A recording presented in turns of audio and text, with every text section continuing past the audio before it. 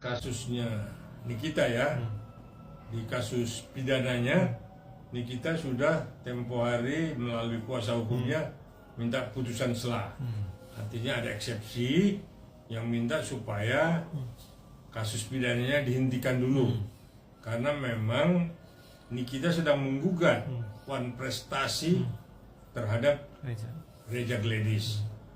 Namun Reza Gledis di dalam mediasi, karena mediasi itu harus dan wajib itu dilakukan oleh majelis, maka ada hakim mediator untuk memang memediasi kedua belah pihak.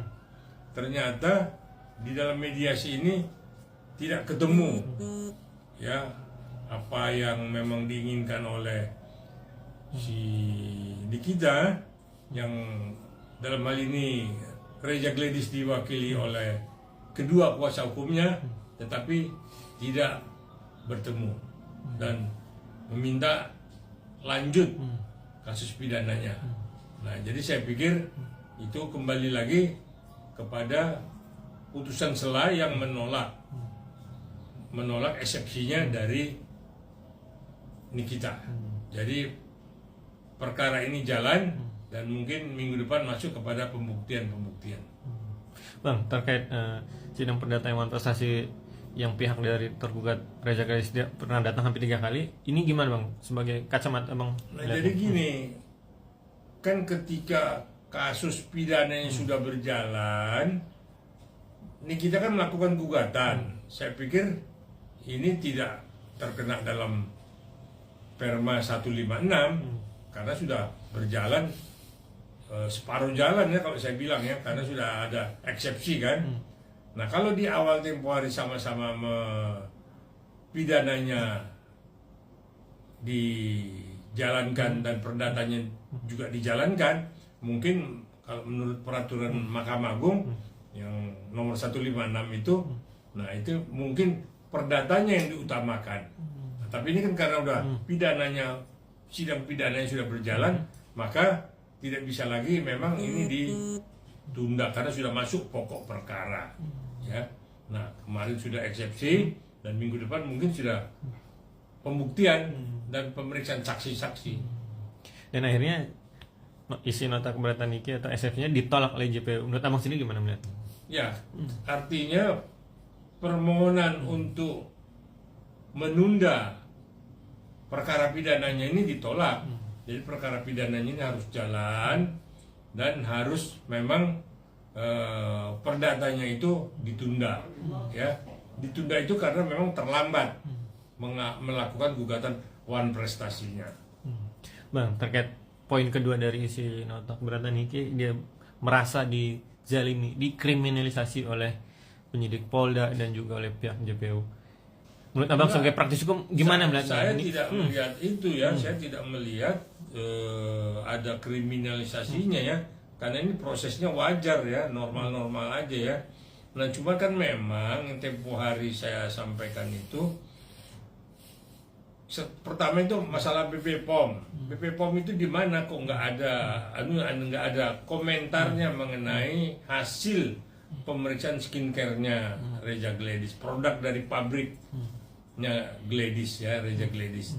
Nah, ini yang memang nggak jelas gitu ya, makanya tempo hari saya bilang ini kok penyidik ya, oknum penyidik lah kalau saya bilang, tidak mempublish hasil pemeriksaan ya dari skincare itu karena menurut informasi kenapa terjadi deal uang 4M itu yang telah diterima si Mail itu 2M dan 2M lagi belum diterima, dilaporkannya Nikita itu sebagai pemerasan.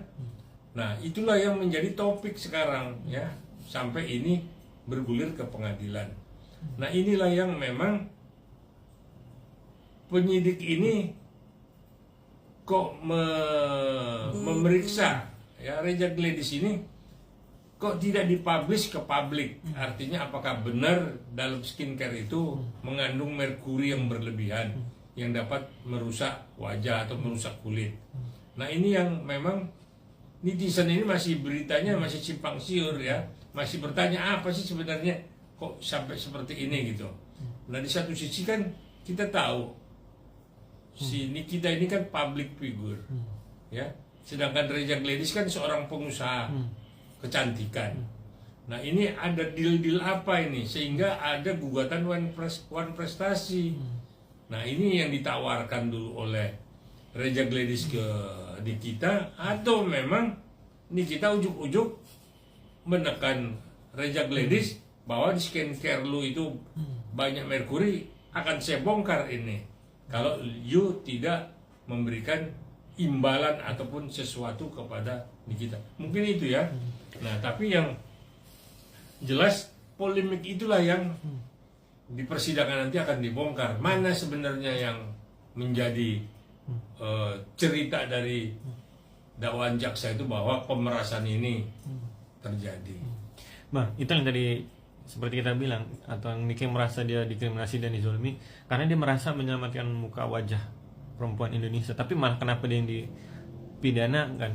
Sedangkan kan di sini ada lembaga BPM yang tadi abang bilang, kenapa BPM nggak keluar? Dia bilang dia merasa BPM bermain dengan kan, mafia skincare. Nah inilah, ini kan sindikat obat kecantikan ini kan kuat sekali ya, dan tidak terdetek ini ya. Ini baru terdeteksi Reza Gladys ya.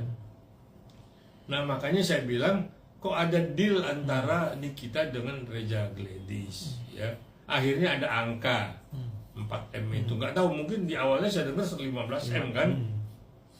Nah akhirnya yang 2 itu direalisasi, yang terima Mail. Nah tetapi begitu diterima dilaporkan kepada kepolisian, dalam hal ini Polda Metro. Nah dari pemeriksaan dari lidik sampai penyidikan, nah saya nggak dengar selain Nikita ya, Reza Gladys ini seperti apa produk skincare-nya ini, ada apa di dalam skincare ini. Nah yang rame ini kan merkuri yang berlebihan di komposisinya itu. Nah di satu sisi juga BP POM yang di bawah Kementerian Kesehatan tidak ada komen gitu seperti apa. Nah inilah yang kita nggak tahu seperti apa.